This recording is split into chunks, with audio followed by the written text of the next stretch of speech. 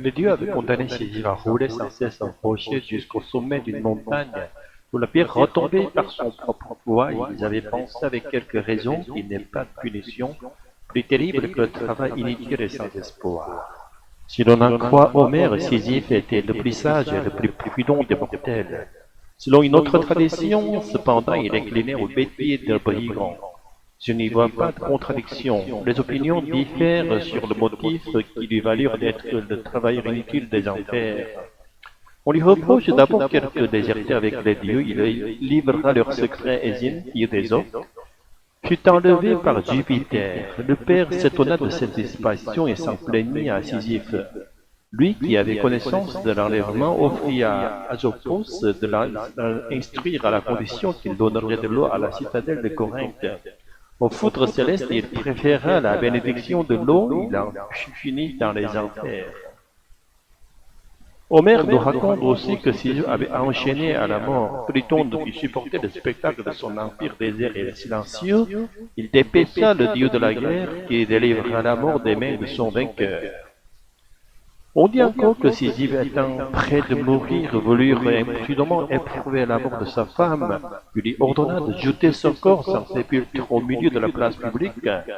Sisyphe se retrouva dans les enfers, et là, irrité d'une obéissance si contraire à l'amour humain, il obtint de Pluton la permission de retourner sur la terre pour châtier sa femme. Mais quand il eut de nouveau revu le visage de ce monde, goûté l'odeur et le soleil, les pierres chaudes et la mer, il ne voulut pas retourner dans l'ombre infernale, les rappels, les colères, les avertissements n'y firent rien.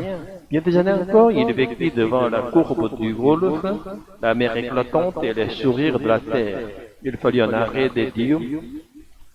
Mercure vint saisir l'audacieux au collet et ôtant à ses joies le ramène de force aux enfers où son rocher était tout près. On a compris déjà que Sisyphe est le héros absurde. Il est autant par ses passions que par son tourment, son mépris des dieux, sa haine de la mort et sa passion pour la vie lui ont valu ce supplice indicible où toute l'être s'emploie à ne rien achever. C'est le prix qu'il faut payer pour les passions de cette terre. On ne nous dit rien sur Sisyphe aux enfers. Les mythes sont faits pour que l'imagination les anime. Pour celui-ci, on voit seulement tout l'effort d'un tendu pour soulever l'énorme pierre, la rouler, la gravir une pente de 100 fois recommencer. On voit le visage crispé, la joue collée contre la pierre, le secou d'une épaule qui reçoit la masse couverte de glaise, d'un pied qui la calme.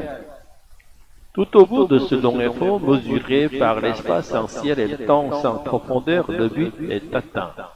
Il regarda alors la pierre dévaler en quelques instants vers ce monde inférieur. Puis il faudra la remonter vers le sommet, il redescend dans la plaine. C'est pendant ce retour, cette pause, que Sisyphe m'intéresse. Un visage qui peine si près des pierres et des pierres lui-même. Je vois cet homme redescendre d'une tempe lourde et égale vers le tourment dont il ne connaîtra pas la fin. Cette heure qui est comme une respiration qui revient aussi sûrement que son malheur, cette heure excelle de la conscience.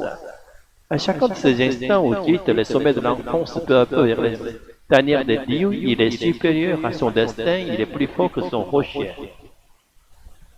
Si ce mythe est tragique, c'est que son héros est conscient. Où serait en effet sa peine si à chaque pas l'espoir de réussir le soutenait? L'œuvre d'aujourd'hui travaille tous les jours de sa vie au même tâche.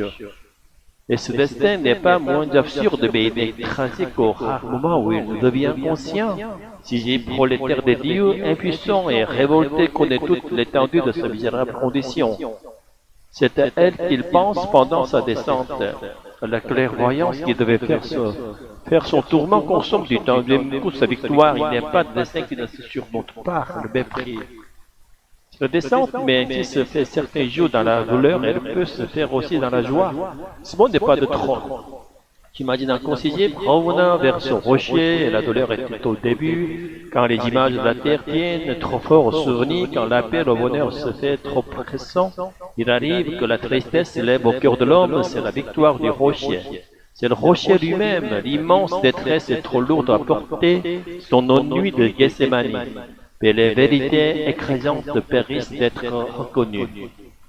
Ainsi, Oedipe obéit d'abord au destin sans le savoir. À partir du moment où il sait, la tragédie commence. Mais dans le même instant, aveugle et désespéré, il reconnaît que le seul lien qui le rattache au monde, c'est la main fraîche d'une jeune fille. Une parole démesurée retentit alors. Malgré tant d'épreuves, mon âge avancé à la grandeur de mon âme me font juger que tout est bien. Le de Sophocle, le nom de Kirillov de Dostoevsky, donne ainsi la formule de la victoire absurde. La sagesse antique rejoint l'héroïsme moderne. On ne découvre pas l'absurde sans être tenté d'écrire quelques manuels du bonheur. Et quoi, par des voies si étroites? Il n'y a qu'un monde. Le bonheur et l'absurde sont deux fils de la même terre. Ils sont inséparables. L'erreur serait de dire que le bonheur vient forcément de la découverte absurde. Il arrive aussi bien que le sentiment de l'absurde naisse du bonheur. Je juge que tout est bien, dit Eunuque, et cette parole est sacrée. Elle retentit dans l'univers farouche et limité de l'homme. Elle enseigne que tout n'est pas été épuisé. Elle chasse de ce monde un Dieu qui avait entré avec l'insatisfaction et le goût des douleurs inutiles. Elle fait du destin une affaire d'homme qui doit être réglée entre les hommes. Toute la joie silencieuse de Sisyphe est là. Son destin lui appartient, son crochet, sa chose. De même, l'homme absurde, quand il contemple son tourment, fait taire toutes les idoles. Dans l'univers soudain rendu à son silence, les mille petites voix émerveillées de la terre s'élèvent.